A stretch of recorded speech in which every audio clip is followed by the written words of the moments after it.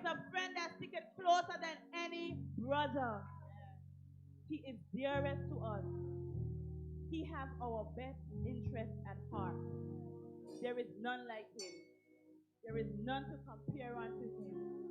And I'm so glad that he calls me friend. I am so glad that he calls me friend. Hallelujah. So glad that he knows my name. That he can call me by name. God, thank you, Jesus. Thank you, Father God, that we can call upon you and you can call us your friend, Father God.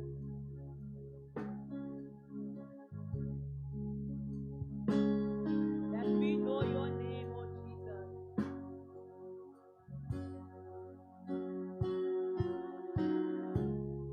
He knows my name. He knows my name. He knows my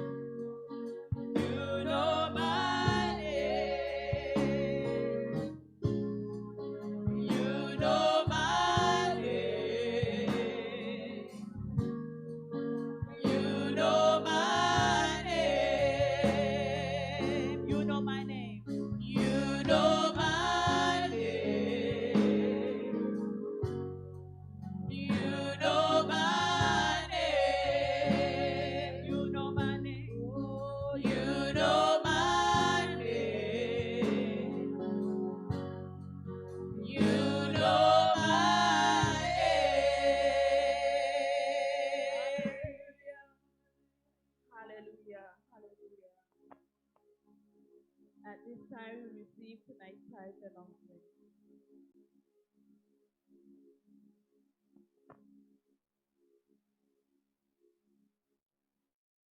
Your love is kind. Your love is patient. You fill my heart with so much peace and joy. You're amazing.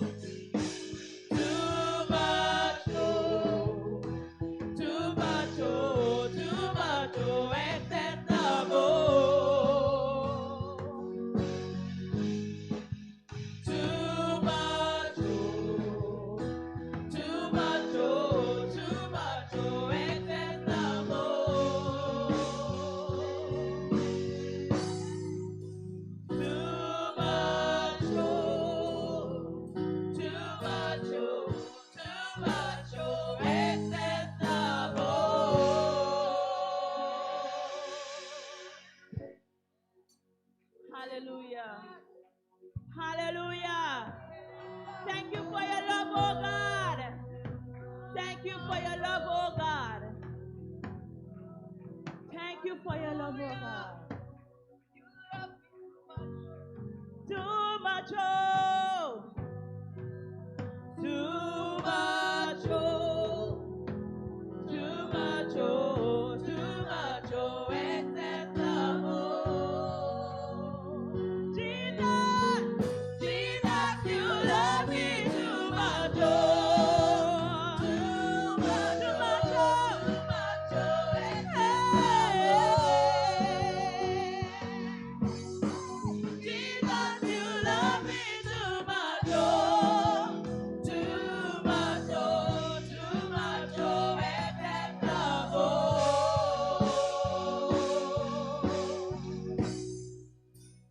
Too much, oh. Too much, oh. Too much, oh. Excess love, oh.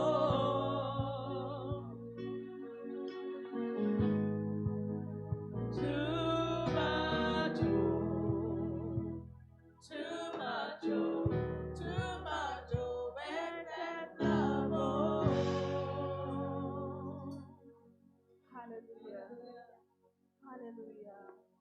Thank you, Jesus. Thank you, Lord. Thank you, Lord. Thank you, Lord. Father, we thank you, oh Father God, for the offering that was received. We pray, oh Father God, that you would bless it, Heavenly Father God, to the building up of your kingdom. Father God, tearing down of Satan's stronghold. Bless the hands, oh Father God. We give you thanks, we give you praise, oh Father God. We pray that you will have your right of way in the rest of this evening's proceeding.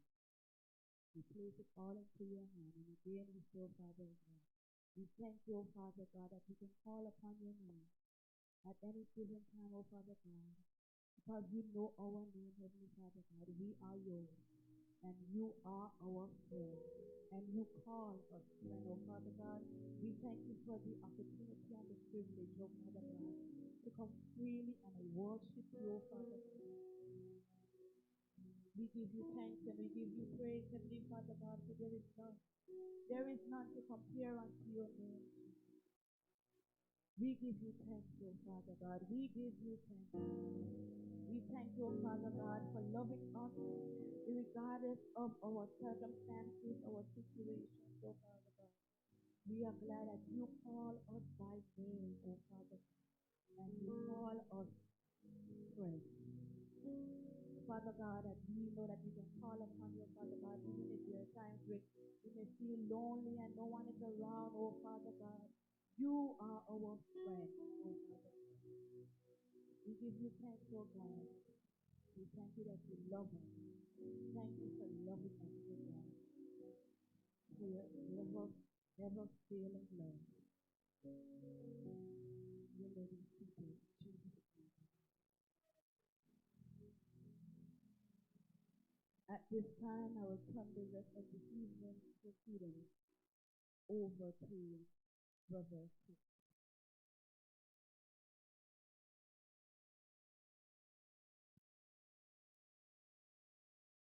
Thank you very much, Avi. Good evening to everyone. We are going to have a strong interactive session this evening. And this evening we are talking about love. I believe that, Brother Matthew, you have chosen no better person than to lead the session this evening. I wear the colors that depict love, right? Red, orange, pink. Yes? So basically, I think you look at the colors that I wear, and clearly it demonstrates that I'm a happy man when it comes to things of love, right? So I want you to give yourself a hand right now as we enter into this interactive session this evening. I want to, Brother, let me hold the key of C sharp for me, please. I want to sing this song. Have I told you lately that I love you? And get the mood going for this evening's session. Yeah. Have I told you lately that I love you? Have I told you there is no one else above you? Fill my heart with gladness, take away all my sadness. Ease my troubles, that's what you do. For the morning sun in all its glory meets the day with hope and comfort too. You fill my life with laughter, somehow you make it better. Ease my troubles, that's what you do. There's a love that's divine, and it's yours and it's mine, like the sun.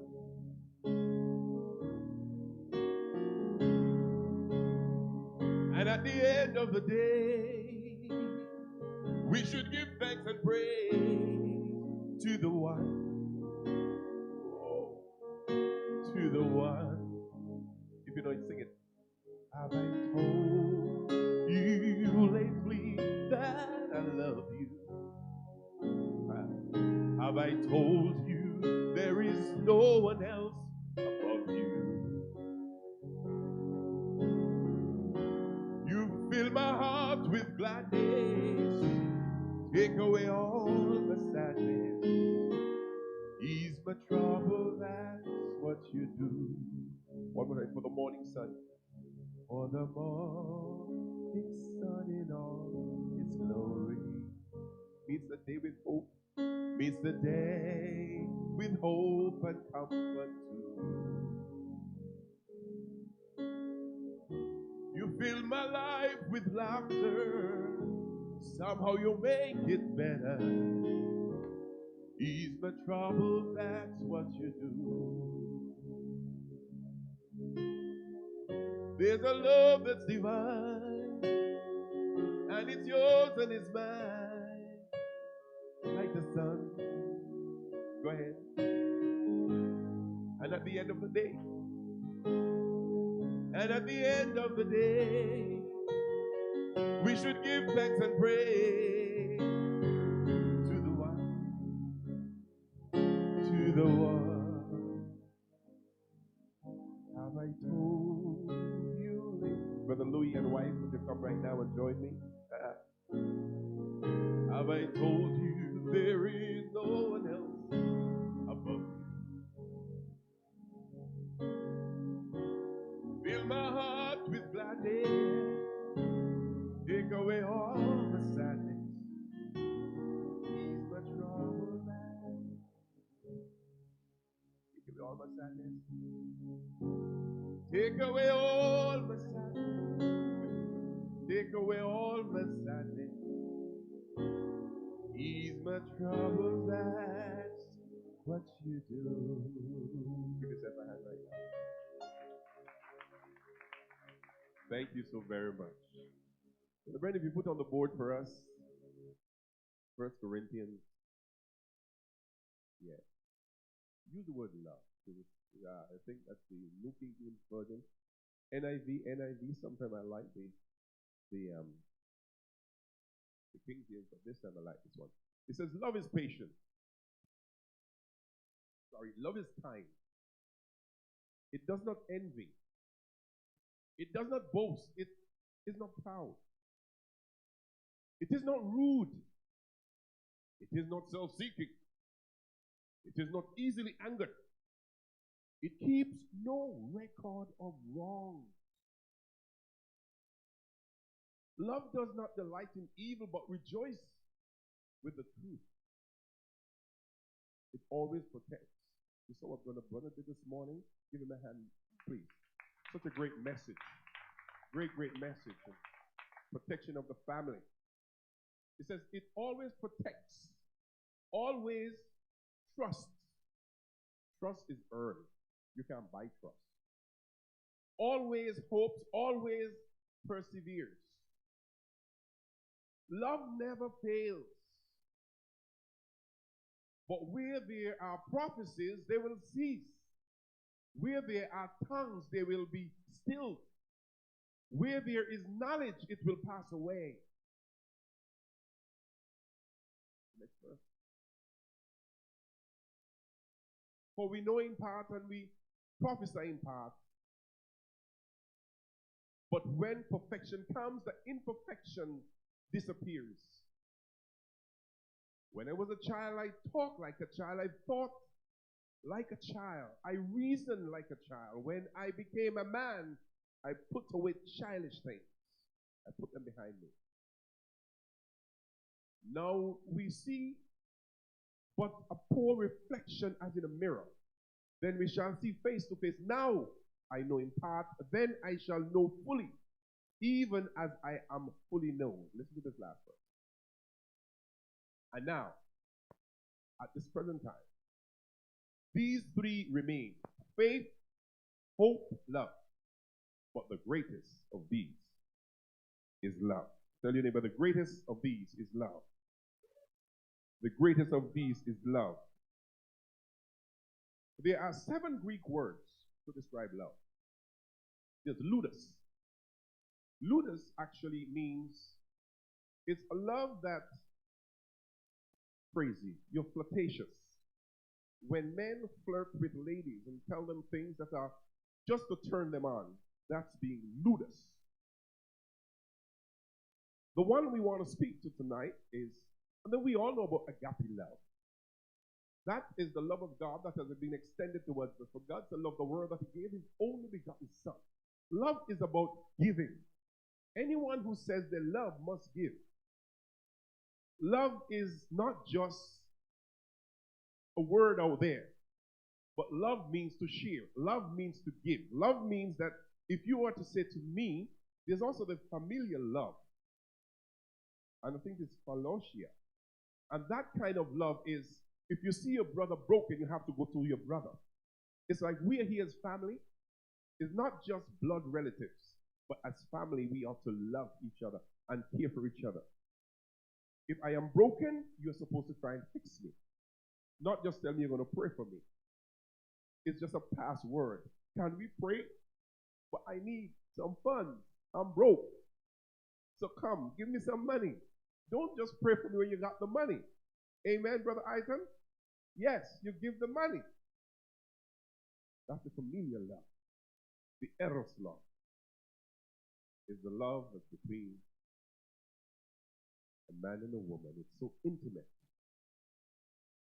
Coitus happens when that comes together. Coitus. That means sex. That's what. In that eros love, when you come together as one. I want to recognize families that I respect in this house. Sister Madge and her family. I often tell her that. I see her and her husband ever since I came to Anguilla. As a child in the 1970s, they were always together. And I see their children following the same path. And so I look at them admiringly. And if I never say publicly, I say now, Sister Madge, I admire you, your husband, and your children. And give them a hand, please. One of the things that we must do is to encourage each other, and we must always do that. Never be afraid to do that, to give words of encouragement. So, Brother Louis and his dearly wife, give them a hand, please. They've volunteered to sit with me this evening, and we are going to go to maybe a 30 minutes, 45 minutes chat. Here's your mic. Could I split you two together? I'm going to sit between you as we do a little chat about love. And so the session this evening going to follow this. We're going to be talking about love. And we are living in an age where things have changed. Shack up has become a norm. As I have sessions and workshops, I listen to my students as they speak or candidates. And basically, it has become a thing that where yesterday it was almost like taboo, where you don't even talk about these things. Today it's just open, where shacking up is something that just is natural. But in terms of love, in the context of your relationship, ladies first. In the context of your relationship, how do you describe love? how do you describe love in the context of your relationship? Let me stand up. Good evening, everybody. First, let me say that I take this responsibility seriously, and I do recognize that in the company of so many people that have long-term and long-standing marriages, I recognize that I'm a novice, so be here is like, I'll do the best that I can. Thank you for giving me this opportunity. To answer the question, love in the context of my relationship with Brother Louis is really, I would say it's built on the foundation of God's example. And what I am learning all the time is that love isn't just a cute word to say, or something just like a light feeling. There is a lot behind that love, and I was just looking up that scripture where Jesus asked, I think it's Peter, "Do you love me?" And he said, "Yeah, of course, Lord, you know I love you." And then he's just like, "Feed my sheep." And he asked him several times the same thing. Each time he comes back and says, "If you love me, do something about it." And that is something really that I would say that I am learning on this journey. That and we laugh about it sometimes because I might say, "Oh, it's really nice, I love you," and whatever, and then just think I can just bask in that statement. But then Brother Louis will come back and say, he'll give me a job basically to show that love, and it's true. It's not just about saying the words. Love is action. So that's one of the things I would express as love. Great, give her a hand, please. Isn't that good? Brother Louis.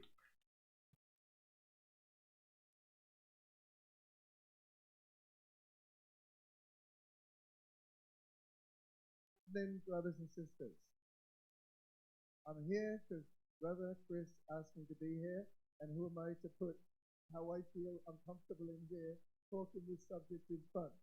I put it aside. I put it aside so that I could share with you.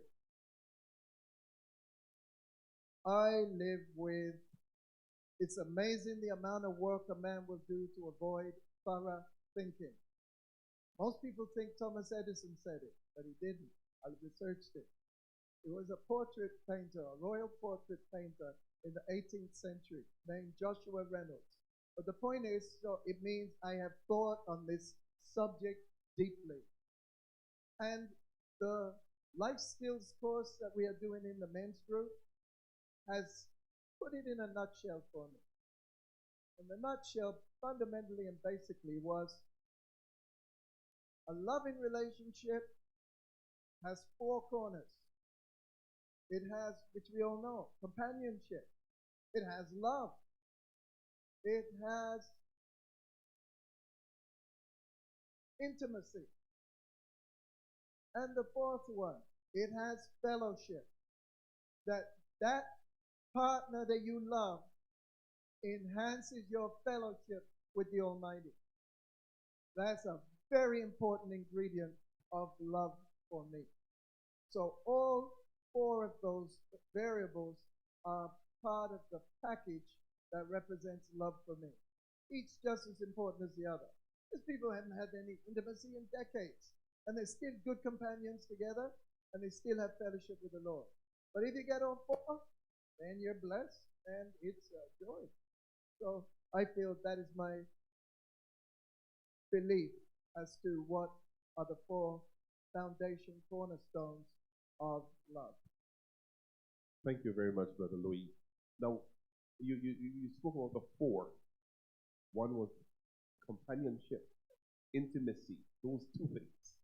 Now, I remember when I was getting married, when I told my father, he said to me, if you're getting married because of sex, don't get married. Intimacy, he said, if you're doing that, don't get married. Because it's more than that. How do you respond to someone who would say that to you? You're getting married. I know it's kind of a jump forward, but we're going to go back. But as you spoke about companionship, and you spoke of intimacy, fellowship, yes, that's right. I want to zero in on that aspect. How do you respond to that way? Sex is not the thing. What I'm saying is that you asked me what my definition. You asked me for mine. So my definition included all four. It depends on it's the same with food groups. Sometimes you see how badly some people eat. You're surprised how long they last before they get sick. And the reality is, you actually have people that would tell you they don't like vegetables. And they're not joking. They don't eat vegetables. Yet you're surprised in how long they can go and stay healthy with no vegetables. But because they can manage without vegetables, is that saying it's balanced? I say no. I say that the four cornerstones are all part of balance. Intimacy, it doesn't, no. Let me think of the right way to put this, as it might be on radio. Intimacy takes many forms. And intimacy actually means that you are totally comfortable with the person. It doesn't actually have to mean a sexual connotation to it. If you actually look up what intimacy means, it's just most people jump right to that area. But that is not the only way it is. Intimacy is that you're totally comfortable with the person. That's the person you take your weave off with. That's the one that you got your false teeth. They seen them in the sink.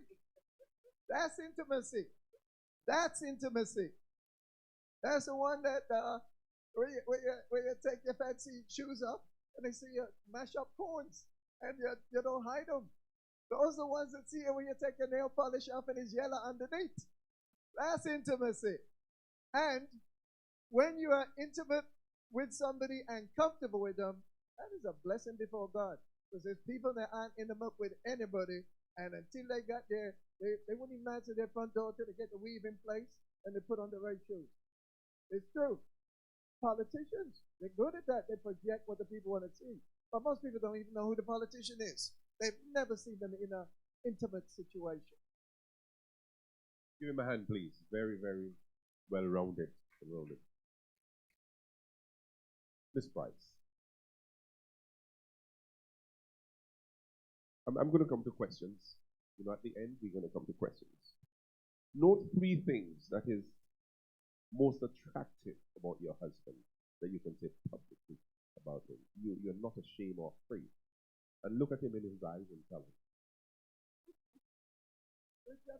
Good job, he sent us the questions first. Practice.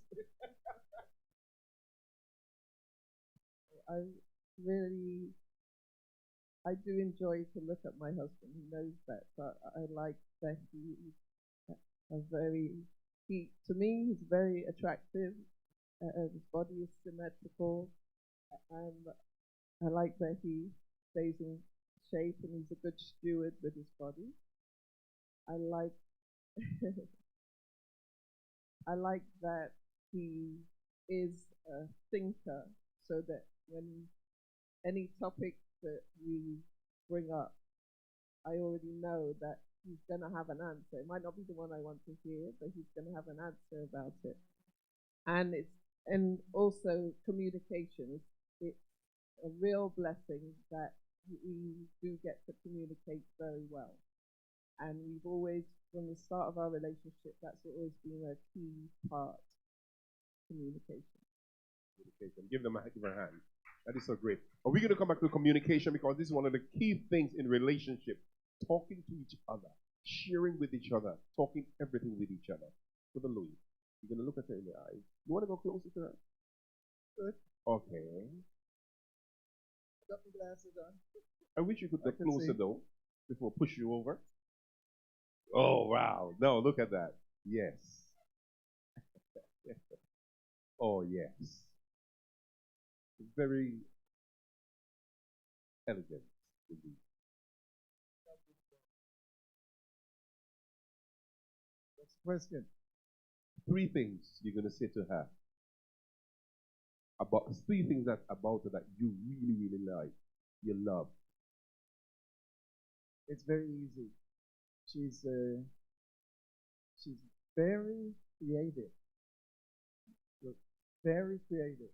It's not just in how she will interpret a song, it's in everything. I know that if I come to my wife, I will get a creative, resourceful solution. Guaranteed. There's also, when she was a teenager, she used to practice her IQ. You know what I mean? Like, you know, all those things to get yourself smarter. She used to do them all. There's the reason that they had her in charge of the Department of, of Government. She's highly intelligent, and she thinks, and I love that. I got me a thinker, and I got me one that is a resourceful thinker. And the third thing, I met her with an empowered, loving relationship with the Lord. Her father was a pastor. She didn't know nothing but church, and that suited me fine. So what it is, I love that she loves Jesus. I love that she have a personal relationship.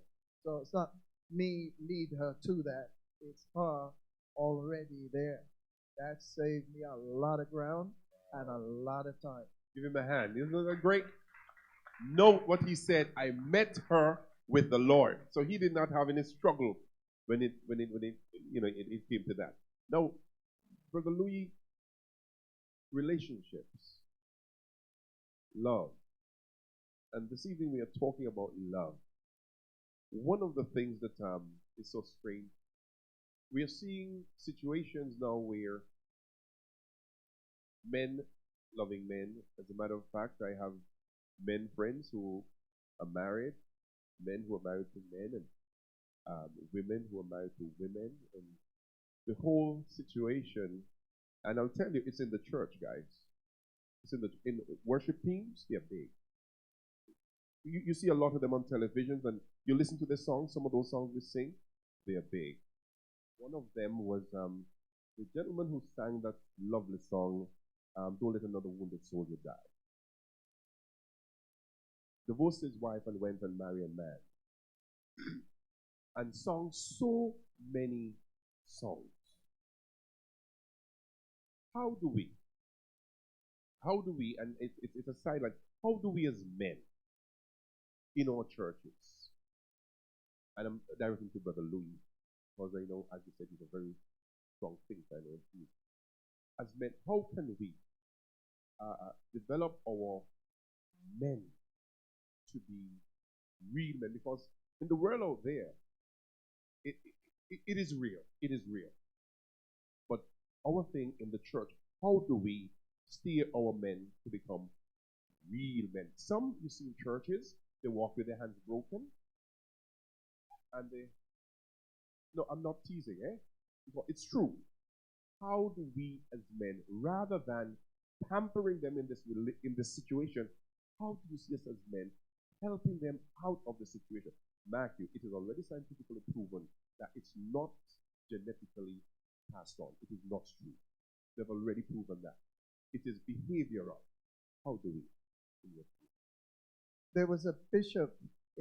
At first, what I was doing was I wanted to be fair. So sometimes I would go to Church of Prophecy, which is in the West End. And she had a bishop that was a friend of her father, came there. And Bishop Trotman, Bishop Trotman. And he said something that struck home to me. He said, if there were, Jesus would have died if there had only been Muslims here. I was like, wait. And because he was getting that, you say, Jesus would have died if there was only Muslims to save. Jesus would have died if there was only, what's the other one he used? Chinese, because he figured that he was funny the Anguillians were a little rude with the Asians here. He said, even if there was only Chinese, he would have died to save them. So something that I'm very aware of is that with labels and compartmentalizing and putting people into segments, I'm very aware that there's more to a person than their sexual identity. As such, I think the emphasis is to place them into the kingdom and let the Lord work on them. It's not really for us to have a stick in any way, shape, or form and decide that we are in a position to pass judgment. I think that if through our behavior of love that we strengthen their personal relationship with the Lord, He'll do the job. He'll do the job. Because there's certain things, even with sons, if you could live their life for them, then you would. Because you'd make them not make any of the mistakes that we made. We would go before them and clear the pathway. True? If it cost us a hand, we'd say, cheap at the price. But we would clear that pathway. However, what we realize, or as once they get through their teens, you realize they have a right to live their life. They have a right to make the path and choices that they make. All that is, how do I relate to them? And Bishop Ambrose helped me greatly in that because of his last son. He said he went the strong arm method. He said he did this. He threw him out the house. He did all that.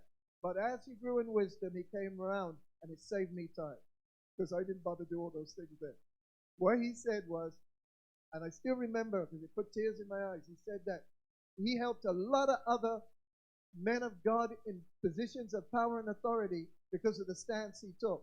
He said he saw somebody looking like they slept in their clothes, flapping their foot with their heel coming unstuck from their running shoe. And when he passed them, shaking his head, he looked in the mirror and he saw it was his son. He said he parked the car and he wept bitterly and just said, come home. Because he got a revelation that to have any more judgment on the boy, to do anything else that in any way was going to add to him. When they're misbehaving and they're doing bad, the world doesn't want them. And it isn't going to help them. So you throw them out the world, you didn't do him any blessing. So what he did was he brought him back. He said he put him in an apartment above the garage so he could come and go as he pleased and not disturb his sleep. And he lived in harmony. He said his statement of coming at his youngest son with love helped so many that had gone the strong arm and the discipline, and I'll show them my way or the highway, all of that. So my statement still is that you go at somebody with love and compassion, and you show them so that they have a closer walk with the Lord, and He will do the correcting that needs correcting. It's not our job. All right. I think that I hear what you say. I agree with certain parts. I really believe that we ought to tell them, that that type of behavior is not really correct. We need to really say that. My son said to me some years ago when he went to high school, he said to me, and he was tearful, he said, Dad, is it true that when I reach third form, I'm going to turn gay? And I said, Corn, where you get that from? He said, because a lot of children in there are gay, and they said that when you reach third form, you're going to turn that way. So I said to him, hell no, not you. You won't turn gay. I said, your dad wants to let you know we got nobody in this family that walked that path. And I was very strong about it. And then I realized I had to be closer to him. And I started to guide him. So you see, so I think one of the things that we should do is to guide our children. And even those in our church, I drove to a place today and I saw a young man. I liked the guy. And I saw all the tendencies. I said to Sandra, I said, oh, I wish I could close to that guy. Because he can change. There's so many persons who I read who change. And what could happen is someone could take advantage of that situation. That person who, with a broken hand, yes. Well, I remember that when I say that we go at them with love, we still go at them following the guidelines. And the guidelines are quite clear. The guidelines of the Christian faith are quite clear as to what the stance is. So I'm not saying that we ignore the stance of the Christian faith. I'm just saying that the communication style is one of love and still to not like Pastor said before, if somebody had certain behaviors, they either sat in the back of it or they didn't come. They were thrown out. But then he realized it wasn't solving the purpose of bringing more in the kingdom that have where they need it because of weakness. So I'm not saying that it shouldn't be clear what the stance of the church is, because that is clear. It's biblically. If you stick to the, we had that in the men's group this morning, which was that there are certain denominations that they use the Christian name because then they're accepted. But when you actually examine the dogma that they're under, you realize that they've twisted it and made it kind of chaotic and confusing. Without saying any names, but we were discussing it in the life skills this morning. So it is still important that it be biblically based. That means on the Bible and the interpretation, so somebody can go and read it themselves. So it can't be based on a theory of a man's interpretation. So if you follow those guidelines, they're quite strict as to what gender operations are.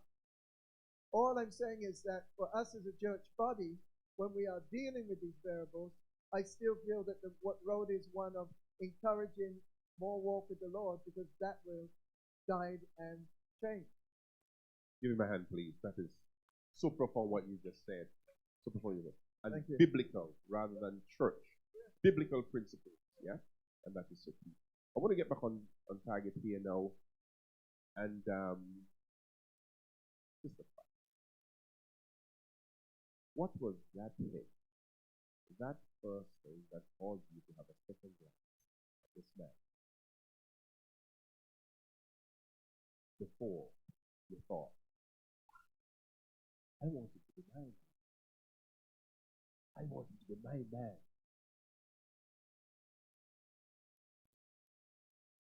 Okay. I would say that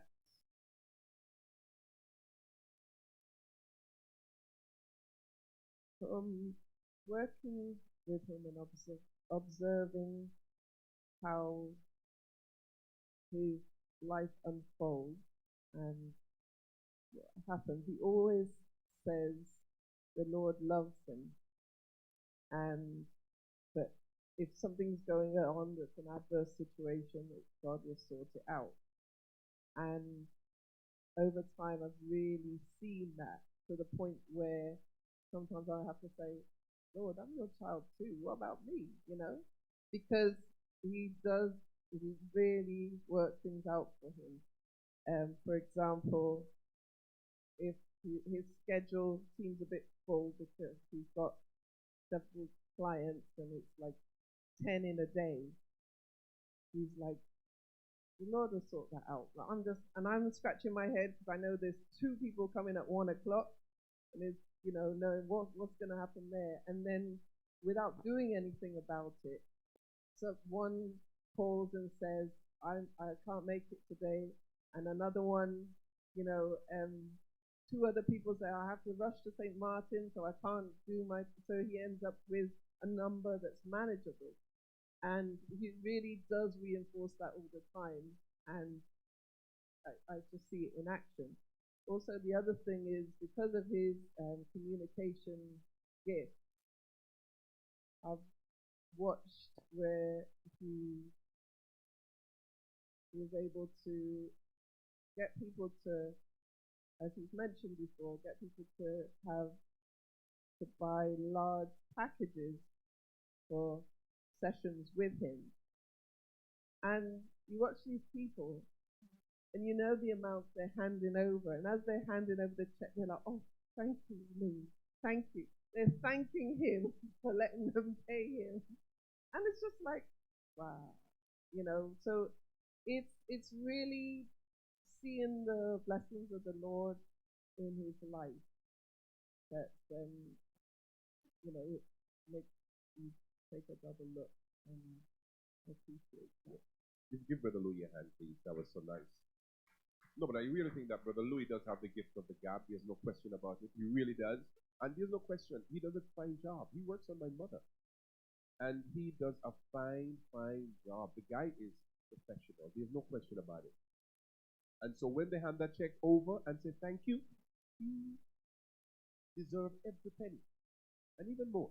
He does always say to God be the glory. He never takes credit. That's right. That's right. Brother Louis, First, one thing, that one thing, when you look at her, could be her voice. She has a beautiful voice. Put her hands together. She has such a beautiful voice. I love to hear her sing, especially those hymns. Amen. So, just that one thing that you had to take a second glance and say, I need this woman in my life. Being a thinker, before I even had met her in that sense, I knew what I wanted. I wanted I wanted I wanted the four corners of what I felt love were, which, like I said, was companionship, love, intimacy, and fellowship. So I did want that balance in an individual. And also, it's energy, time. This is what you'll find that men have a tendency to do. They compartmentalize. So that means you can't get everything you need in one person. So if this person is good at making money with, you do business with them. If this person you enjoy their company, then you make time to have company with them. If this person is is something else, then all it is, you don't try and find everything in one person because you can't, generally. So you compartmentalize and you spend different times with different people. So the fact of it was, as you live longer, you find that in some ways, if you're doing that, you're duplicating.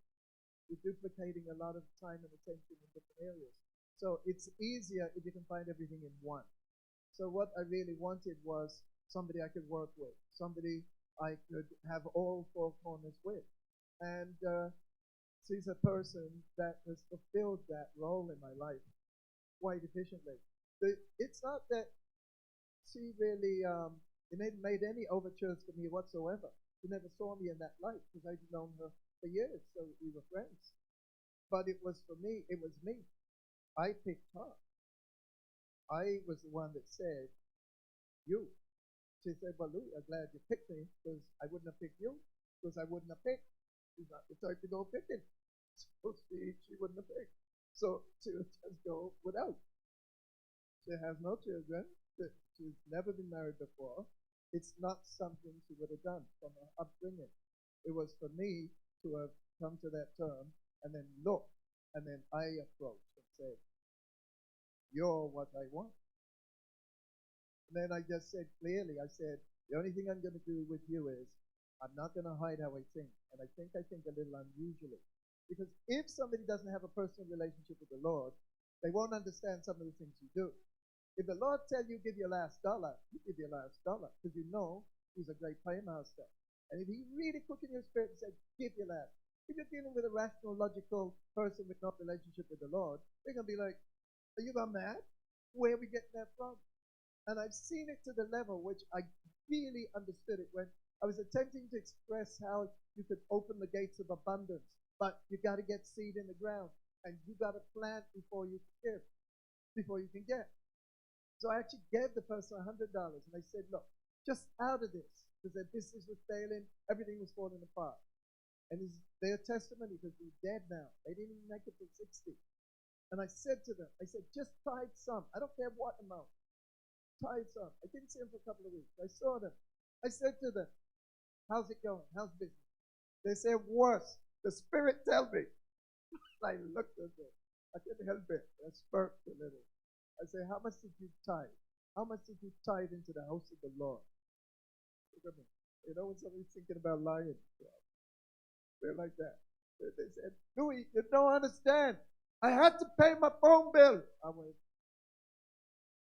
and I left them alone.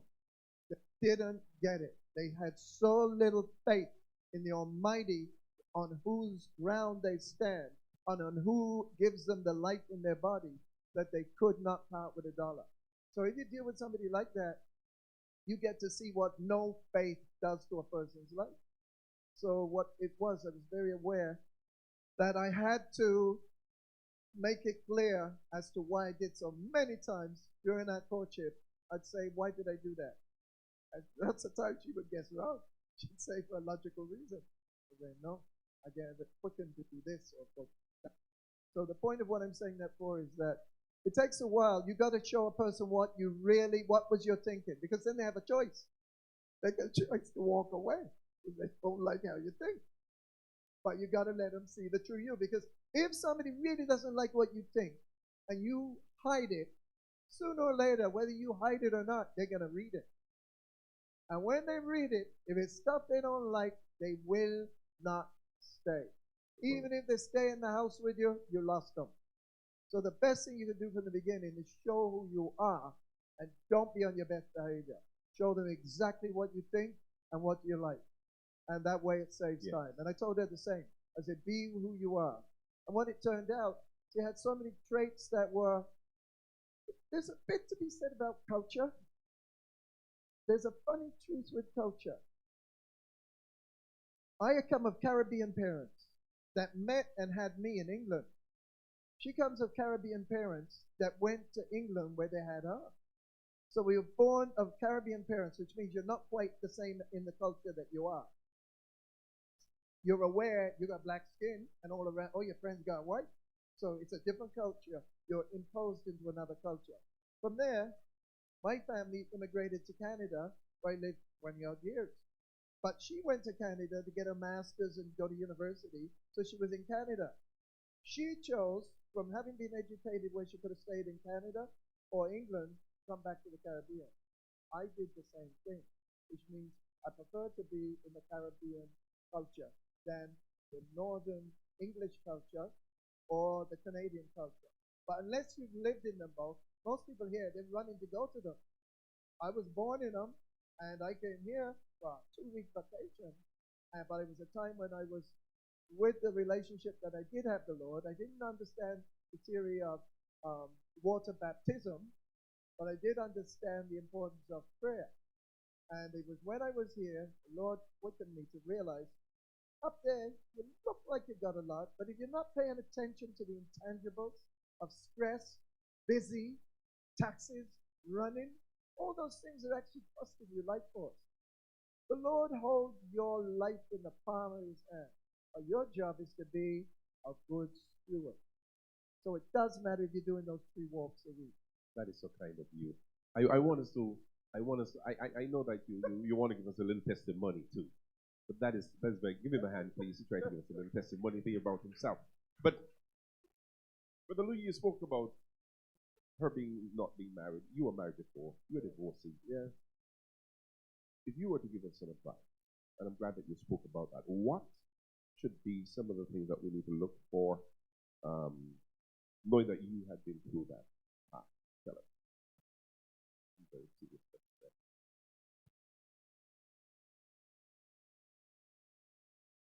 I can save you time. I can save you time. Because I have to be careful with the words that I pick. And one of the things that I realize is that I think when you're younger, you're not really sure what's important.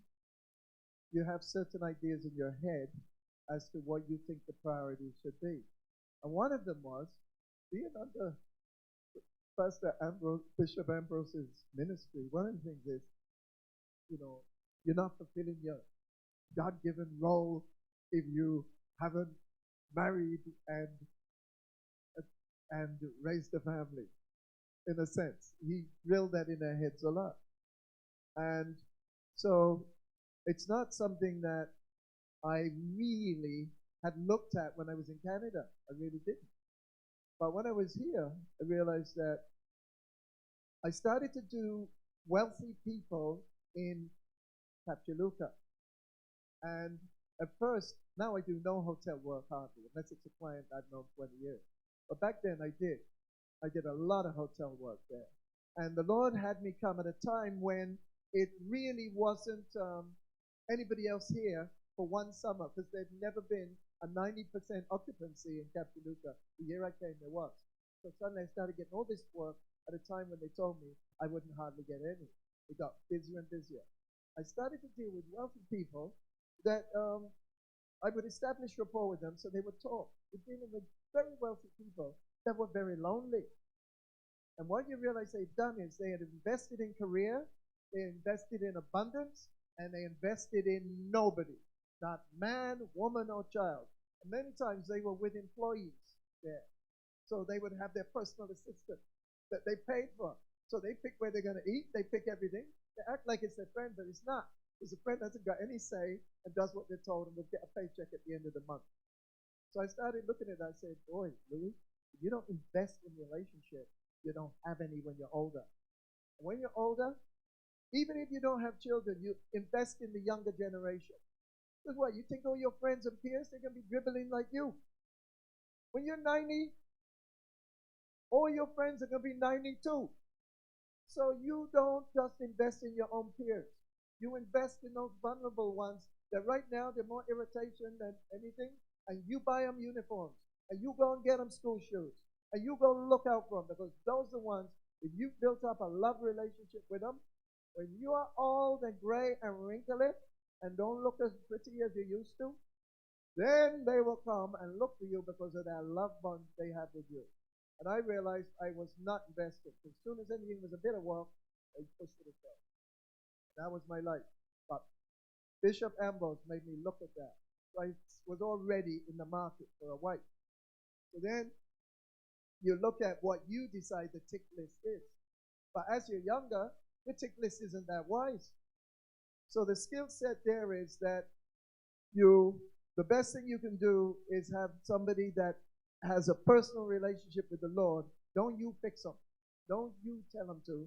Don't you tell them a prerequisite is that you go under the blood. If they're not under the blood already, leave them alone. If they're not under the blood already, leave them alone. Don't you, by the force of your will, make them come and tell them to, did they get baptized? You ain't marrying them and this and that. You don't go twisting anybody's arm. Because once they're comfortable, they'll do what they want. So what you're better off to do is find somebody that, whether it's a different church, which means they might lose you because then you'll go there. But the point is, you want somebody that had a personal relationship and loved the Lord before they ever knew your name. Give him a hand.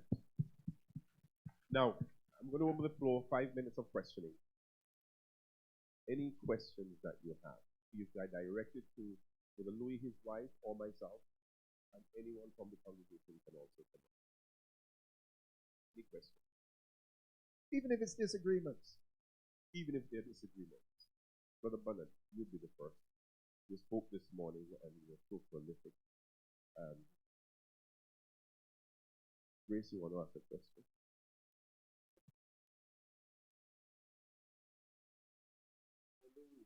Oh.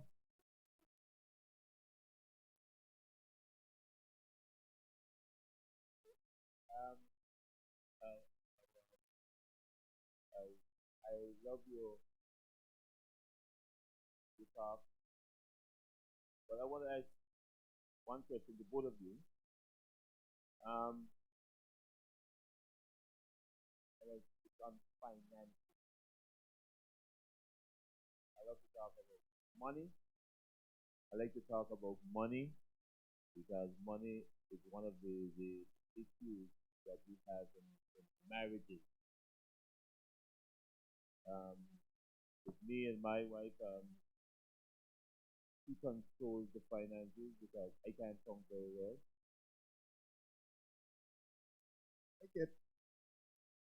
Okay, so what I want to ask is that who is the financier of the family? Who does the money part of it? I think that what we did, we looked at what were our strengths. And she's much better at saving than I am. And to date, though it could change, I'm better at generating. So what we looked at was she decided what we do with what comes in. Right off the top, the tithes are going aside. That's right off the top. So there's always that envelope where the tithes are going in. And with the line of work that we do, generally it comes in chunks. So say if she has a singing engagement, she'll get like chunks that will come in all at once. So then tithes are put aside right away. And something that worked for us for a while there, which was a funny one, was because I deal with a lot of overseas clients, a lot of it would come in US or EC. So it was her idea. She said, look, if it's EC, just leave it. I said, but what if it all come in EC? She said, it doesn't do it. But whatever's EC, leave it. And that worked very well for building up momentum in saving because it just started to be that any EC just talk. So it just went out. So I think that it's really finding out which of you has which strengths and then working as a team. Teamship, partnership, the whole point of a partnership is partnerships aren't best when they both are exactly the same. If you both have the same strengths, it's not a partnership. It's too one-dimensional. You actually, those things that sort of irritate you and your partner, you got to look at them again. Because actually, those are the differences that if you have good communication, are going to give you facets to see that you would not see without them showing you them. Because you can only see what your perception allows you to see. So there are definitely things that are in part of that you that you are not seeing. So if that's true, then if you have a partner that has a different view on finances, between the two of you, you can cover it all. Whereas if you did it on your own, then you'd have blind spots. Yeah, I would say that the information that we got from Pastor Carl last year was very helpful as well.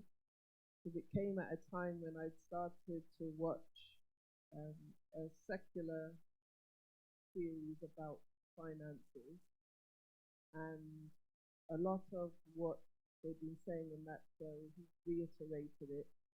So using, for example, the envelope system or any way of allocating money to different activities, so you know, okay, this is how much we're spending in this area. And we did that for a while, and that was quite helpful. And I think the fact that we did make time to talk about money and to plan, you know, what was going where or how much we would agree to be spent in each area, that all helped and has made a big difference in how our finances are managed. But go ahead, brother. Question? No, there are a lot of times there are couples who you never tell. You never know that they are married to each other because you've never seen any demonstration of love. What is your take, both of you, on public demonstration in front of your children of love, whether it's kissing, holding hand, showing affection, because there are different takes on this. Tonight we're talking about love, and I believe that by our example we should teach our children so that we show them how a man should love a woman and how a woman should love a man.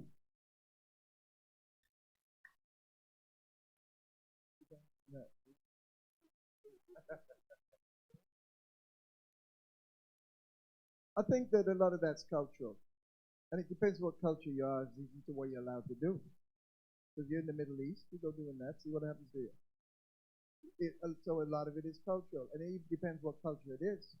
Because when it comes to even body display, it used to happen. It doesn't happen as much, but it used to be that if they were from France and they were on the beaches, half the time they take their tops off.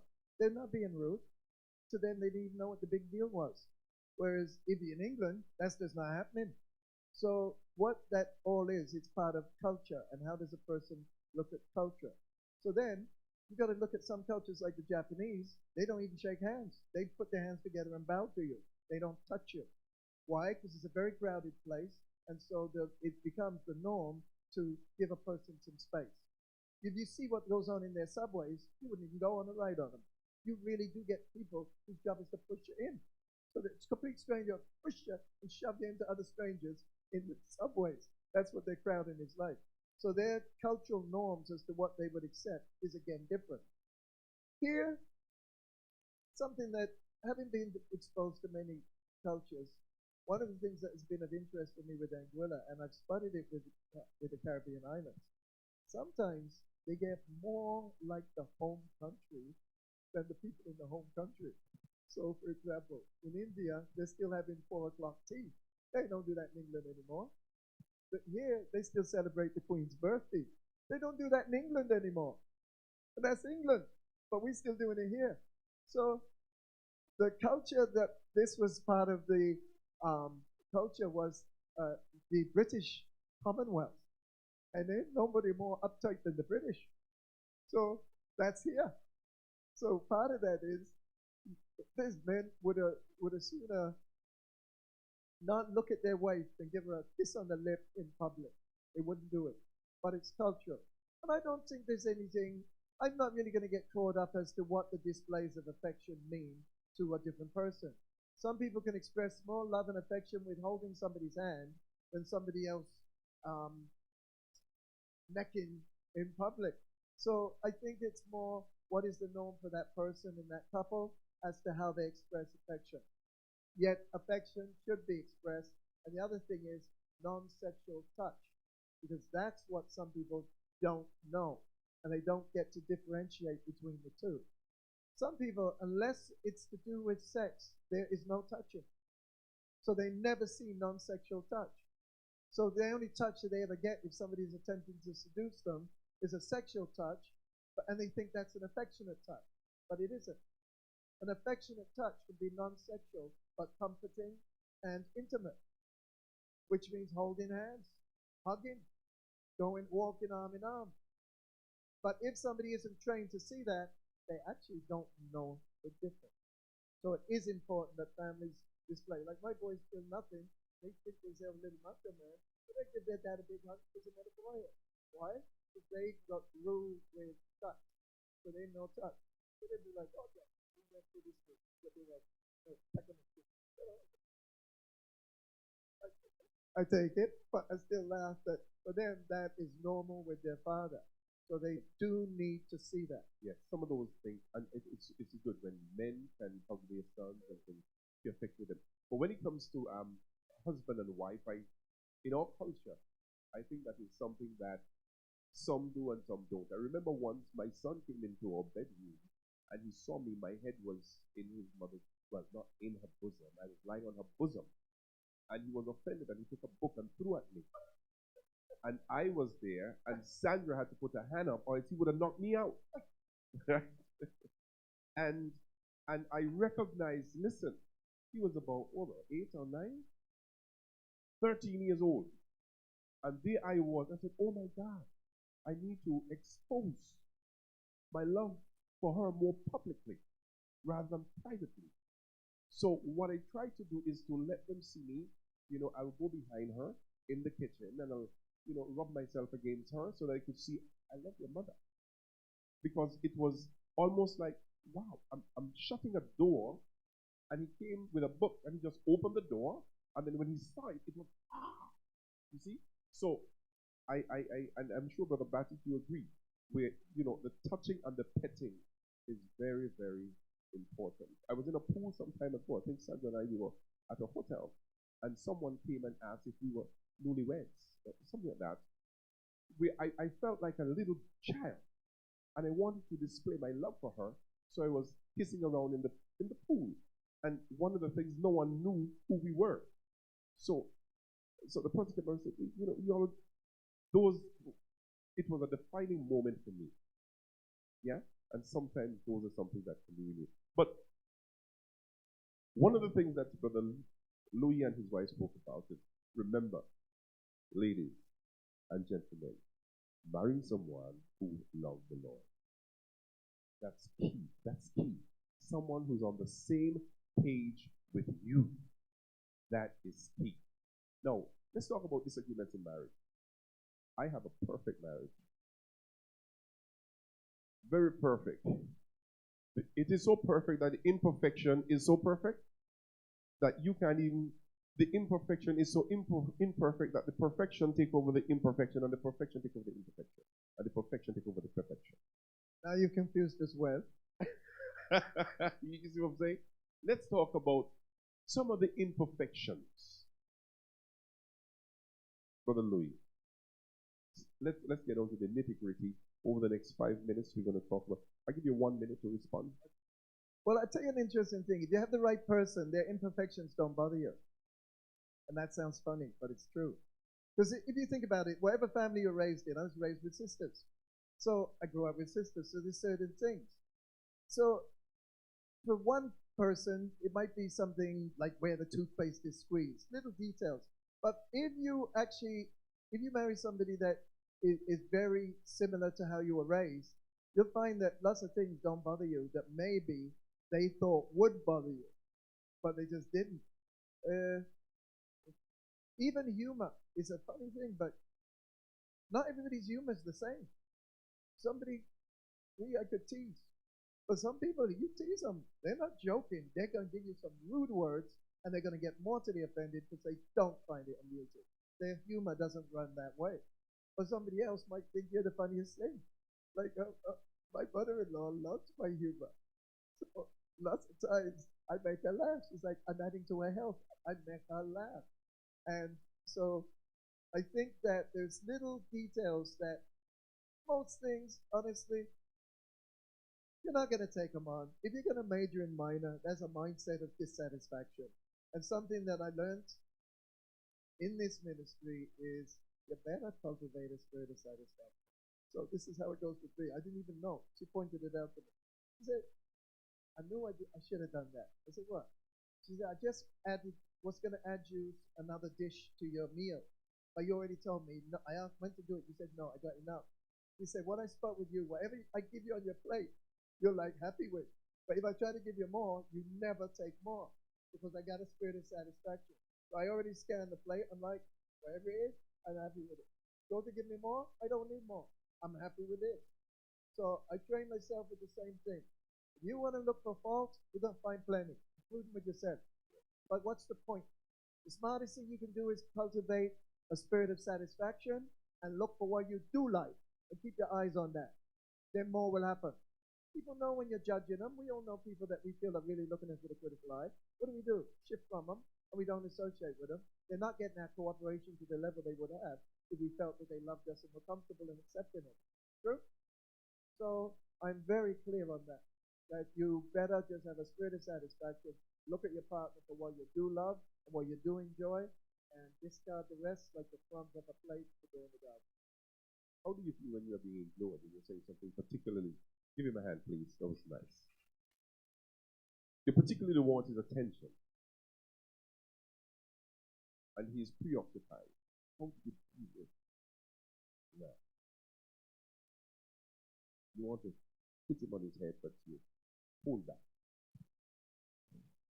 Well, I don't think that happens specifically. I would say, following on from the same point, that it's really about recognizing what relationships are about. If, as you said, if you major in the minor and you always have to prove your point or you always have to be right, then you're not really looking at the big picture. Because the big picture is if you both sit down and ask yourselves, do you want this relationship to work? If you want it to work, then those petty disagreements are not that important. You know, when you're single, the things that preoccupy your mind to do with the color of your nails or your hairstyle or for men watching the game or, you know, whatever it is, when you have another person that comes into the mix and you recognize that you have to consider them and be aware of what they're thinking about or what they need, then that's thinking that you want the relationship to work is the big picture that you're looking at, and that should guide all of your choices, decisions, and your responses to things. So that's really, you know, it's something I think we talked about for a very long time before we decided to start a relationship, to just be clear, you know, we both wanted to be in something that was going to work. So it's not that there might be things that where you could potentially have disagreement, but really, at the end of the day, what you're looking at is the bigger picture of building on the relationship and letting it grow. That's not about being right. It's the scripture that we had at the beginning. All those things that love is or is not. It's true. And one of the things when we had counseling, one of the minister that counseled us actually said something that, if something needs doing, just do it. It's not like, oh, it's that person's turn. I did it. I've done it for 5 times, and I've done, that again is in scripture. Love takes no account for wrongs. You're not counting how many times you've already picked something up or you've already washed the dishes. If they need washing, you just wash them. If you are gonna focus on those things, then you're not ready to be in something for the long term. It's, certain things we do have to let them go. That is so true. But I want to throw to the audience now, and I'll take your question, Gillian, and then I want to throw to the audience. I want you to think about it. 3 things, 3 talents that your wife has or the husband has. That appeals to you. Think about it. This question is for you. Yes. Now I know that you and Sister Sandra have been together for Yahweh years. But as pastors, we come sooner and come live with me on 2 different things. Now, I know during the marriage you went after she was here. I want to talk about the adjustment of the coming back from college. You guys still have a thing together. Y'all start to live together. Because, the adjustment period. Y'all just got married, y'all living together. Was the adjustment an easy one? Was it hard? How long did it take you? Because that's a good question. I didn't realize that someone would ask me such a question. I'll tell you the truth that if I were to do it again, I would take Sandra with me. If I have to go to study, it was a very difficult thing for me to do. I'd gotten married, and soon after, I think it was a year after, I left Sandra, and she was expecting. And she came up alternate periods of time. But one of the toughest things for me was adjusting after I returned. After being away from her for 3 years, as a matter of fact, I had regrets of being married. Because I so got accustomed to a single life. After going, she taught me how to cook. Give her a hand. Somebody taught me how to cook. I didn't know how to cook.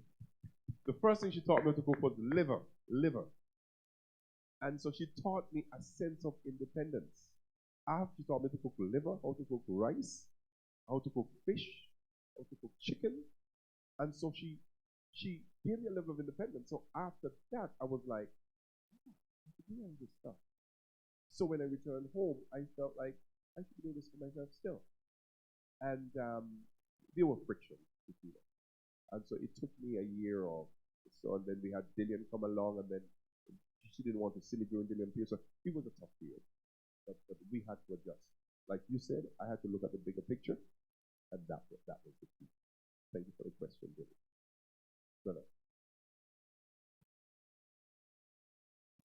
So Jane said something that pertains to what you just said. She said it's not about being right. And in marriage, it is so true. It's not about being right. For me, I'd rather be happy than to be right. So I'll give up my right to be happy. Right? And a lot of times people, I'm not going to give up my right. I'm going to hold on to my right. And then you have a sad marriage. And one word, based on the discussion that just gone on just now, that has to do with compromise. Compromise. So sometimes you have to give up your right. You can't. You know within yourself you're right. But the other person also believes, your wife also believes that they're right. The two of you can't be right. So somebody have to be the champion and say, listen, I am going to pull out. And then the time will come when that person will realize they're honest that, they were wrong. So compromise is the key to having happy marriage, especially in the early ages, or early time. So one thing that That is we so have true. with that, I said to her, I said, look, you don't always have to compromise. Sometimes you can have it 100% your own way. You don't have to give me a piece of the cake. You want the whole cake? Eat the whole cake. Because if you're on your own and you want to eat the whole cake, you're going to eat the whole cake. So I said, you don't have to always give half. I said, if you feel like it. And we since met a couple, and the man was all upset because he said his partner keeps saying she's taking a sister share, and a sister share isn't half; it's as much as she wants. So, so whenever they're going to split something, it's got to be a compromise, going to be a half and half. She'd be like, I take the three quarters because I'm taking a sister share. There ain't no such thing as a sister share. She said, for the damn relationship, there will be, but you take it. So, that compromise in your head, I've learned, I go this. If it matters that much to you, then have it. If something you really like, we all know if we're on our own, some things we need it all. Wouldn't leave that. So if you've still got that streak and you want it, I'd like have it. Because when I'm ready, I want 3 apples. I'm not gonna say, I gotta have an apple and a half and leave her the other apple and a half. I'm gonna eat all three and make sure I buy a bag more. So I think that sometimes you let the person have 100% their own way. Yeah, at times we have that. So, anyone wish to? Now, one of the things that I was very good at, was this. When I met Sandra, I I used to listen to a lot of love songs because here in the, I tell you, I was saved, but in terms of church, I didn't like church. I didn't like church. You guys know that, right? I would come sit in the back and already I go, whoa. But when it came to love songs, I love to listen to love. And there was a guy named Isaac Hayes. And I remember when I spoke to Sandra, and Sandra was my best friend. Tell you the truth, I used to just love to see her on a softball field, and I used to see her catch balls, and I admired her. One thing I admired about Sandra was this. I had never seen her skirt above her knee. She hid everything. If I were to call her to me, she would walk towards me and she'd be holding her, even though her skirt was long. I love that about her. I love that about Sandra. And one day, we were walking home from school, and she knew who I was. And so, we being friends, I said to her, I said, Sandra, I went in a very deep voice. And I said to her, I said, Sandra, I want to tell you that I want you to be my lady. And she began to tremble. She trembled like a leaf. And I said to her, I said, she just stared at me and wouldn't say a word. I said, Cupid can shoot his arrow so fast. I can't get out of the way. It's like being quicksand. The more I wiggle, the deeper I sink. Before he could finish that, Sandra had already dug a hole in the ground with her shoes. And I said, I waited for an answer. And she said, I said, can you be my girlfriend? She said, no. I said, you'll respond to me tomorrow? She said, no. I said, you respond to me? And I said, 3 days from now? She said, maybe. I said, I got her. She gave me that maybe. And then, on this particular Wednesday, she was trying to run away from me. That was the third day. That was the third day. Remember Jesus, on the third day he rose? That was my third day, right? The 22nd of October. I could remember clearly, the 22nd of October. But in the meanwhile, there were those who said that Sandra's eyes caught fire for me. Sister Kay did say that once, that Sandra's eyes caught fire for Morgan's son. But at that time, I'd already popped the question. And we were walking home, and she looked away from me and said, can I have the answer? She said, yes. And then she began to tremble. And for quite a while, she didn't say anything to me. So we were boyfriend and girlfriend. and we were not talking because she felt embarrassed. I did not. I was trying to get in contact with her and stuff. But it grew. But one of the things that I had for her was a deep respect for her and the way she carried herself. You know, there were other girls in school, they would have their shirt button up, so you could see the cleavage. No, no, no, no, no, no, no. Sandra had it buttoned up. And as a matter of fact, I remember once a button had popped down and I was talking and I peeped. I peeped. And she saw my eyes and she quickly buttoned, buttoned it up. You know, these were some good clues that say, oh my God, that's really the work. That's really the work. Anyone want to speak of the talent that is in your wife or in your husband? I'm going to take two. My wife's auditory skills. I didn't really understand listening. But musicians are not to be underestimated how many songs they have in their head. Word perfect. In some brains, it may be hundreds where they just know them all. I know three. But because of it, it's an auditory skill that means that lots of times when people talk, I say, what you pick up? Because I know what her ear hear isn't the same thing I hear. People with high auditory skills are not to be underestimated. It has been very useful. My ear is actually a little better now because of it. Because it is such a it's a skill set not to underestimate and to cultivate. And if somebody's musical, be careful what you're saying to them because they will hear it and they will easily remember it ad verbatim. So that's what I can say.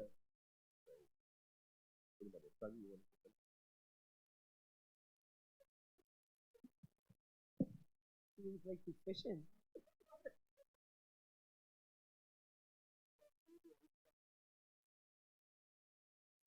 What again? Um, my husband is blessed one with the gift of gab. That's the first one. He likes to talk a lot. Quite contrary to my dad. My dad never talked about these things. So having been with him is really a different culture for me. There are a lot of things I like to keep private. I am very, very private. But like my kids would say, just tell that one from Water Swamp and it's gone. But having said that, this is a very talented individual, and I think it's realized even beyond my house. He is a protector, a very good protector of me, especially. Um, he shares with me not only in conversation, but he shares his goods with me, which other people may think, well, Christian really share a lot. But for me, he looks out for me, and I am thankful for that. That I have somebody who looks out for my interest. Because where I sit, I find myself looking out for a lot of people.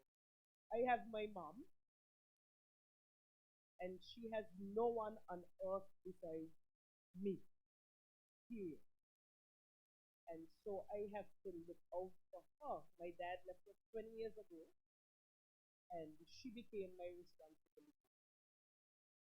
And I thank God for Chris and for the children to make her feel appreciated, to make her feel wanted.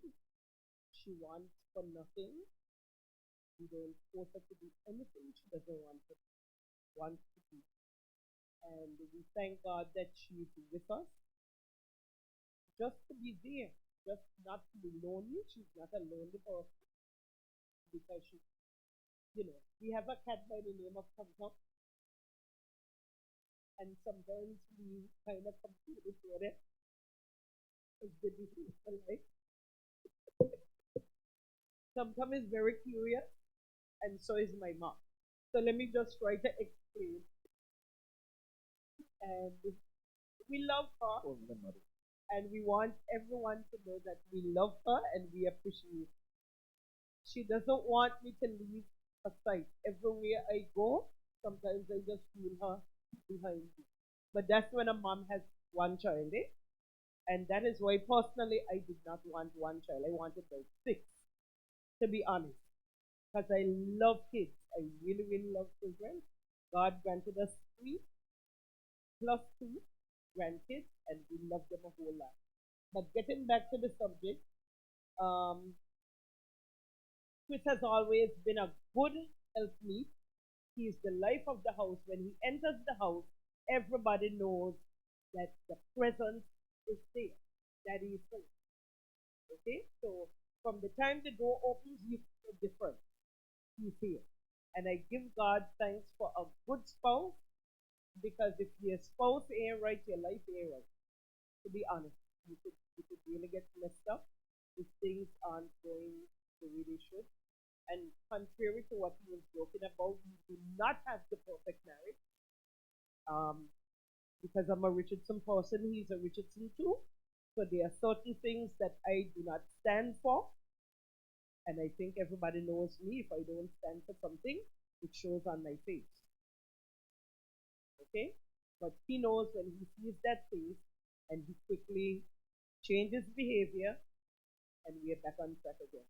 So I'm thankful to God for him. I'm sure I said more than three, but he's a wonderful helper, a wonderful helpmeet, a wonderful dad, and an excellent husband. Thank you. It's one of the things that is difficult in marriage is to say I'm sorry. One of the things that's easy for me to say is I am sorry. And that is what Sandy is trying to bring out here. Sorry is often on my lips. There were times when I cried and said, I'm sorry, but I know when I hurt her. And when I hurt her, I must be penitent about it. And there were times when I had to put myself in her bosom and say, I am so sorry, baby. I am so sorry. And you got to know when you reach the person's heart. No, we're going to be organic this evening, right? We're going to talk it like how it is. And I know, sometimes we go from the book level, but sometimes you need to be organic about stuff. So sometimes to be penitent, just like how you cry before the Lord, sometimes your spouse, and nothing is wrong with that. For men to cry to their husband, there was once we were singing this, I'm sorry to the wife. There was a song that we were singing once. Tell me what was the name of the song? I want to know what love is. And I was dancing the song with my wife. And I started to cry while I was singing it to her. I want to know what love is. I want you to show me. Right? And it was an excellent evening after that. Sister.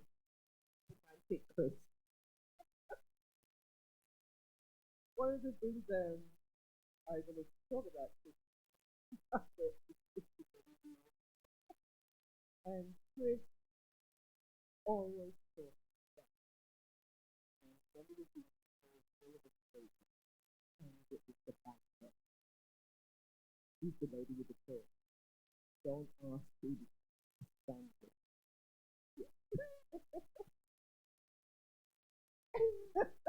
Nothing wrong with that. I'm just saying that Chris in a lot of ways. It's very feminine. Chris is a lover. Chris has a lot of female friends. When he works with a lot of us, everywhere. And they're good friends. And they're clean. So for me, me and Chris used to fight like cat and mouse. But we're best friends. So he helped me to grow in my times of growth. So I always thank him for that. Three things about my husband. My husband is very, very talented. Musical wise. Multitasks. He's a builder, carpenter, an engineer, a craftsman, a gunman if you have to put that one in, a military army.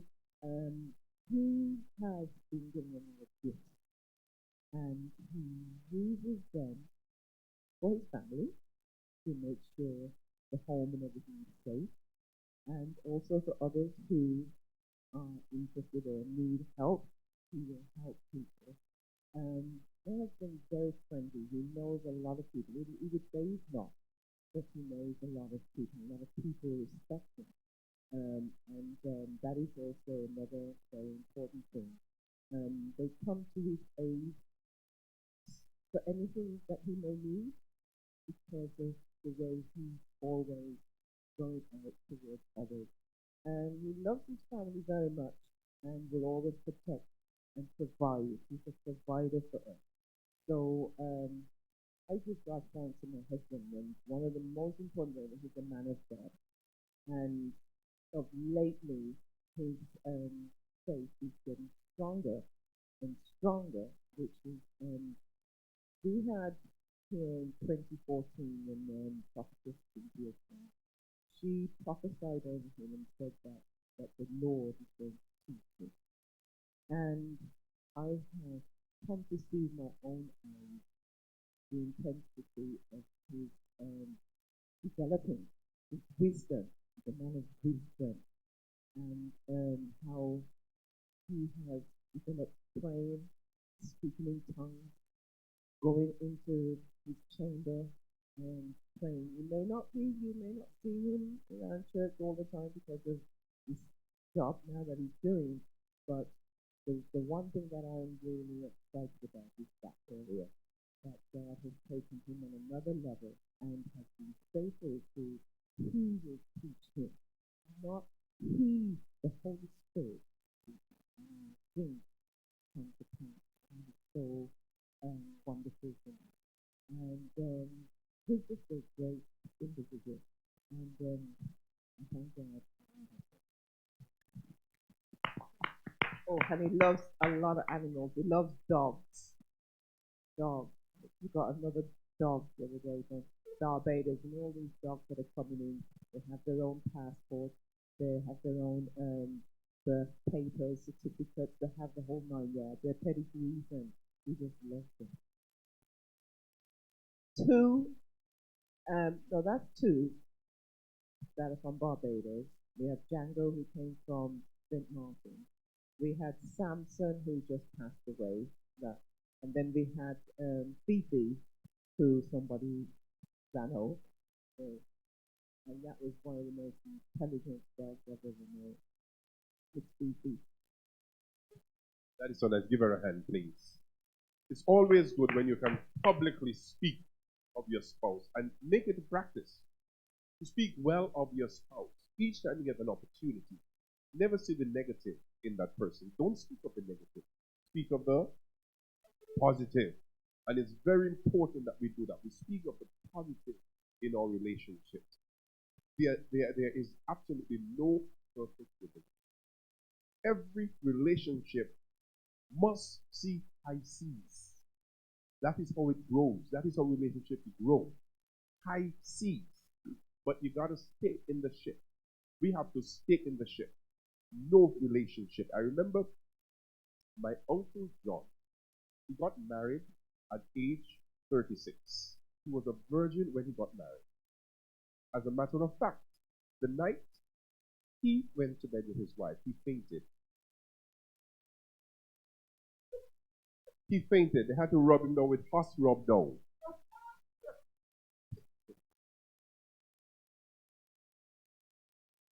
And I know it's a laugh, but he was a pastor, and his wife, at the end of it, I spoke to his wife, and she shared the story. And I said, but you would have had the perfect husband. And she said, no. She spoke about certain things that she would have liked to see. When I thought it was perfect, it was imperfect. So we have no perfect relationships. Relationships, we have to work on them. We have to work on them. We have to work on them. We have to grow our relationships. And in terms of coming out of the ship,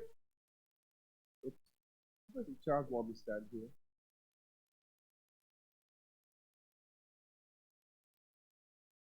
So, I'm sorry, we're actually rounding up now. We're actually closing. These are closing remarks.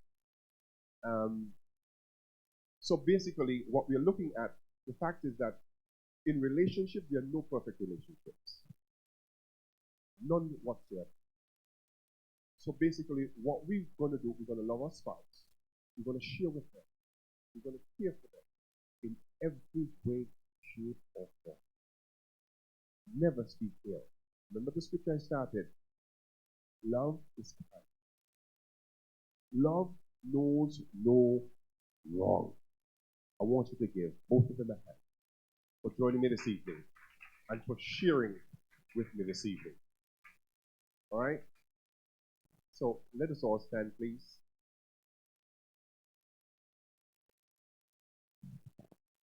And I'm going to ask Sister Madge to close us out in prayer.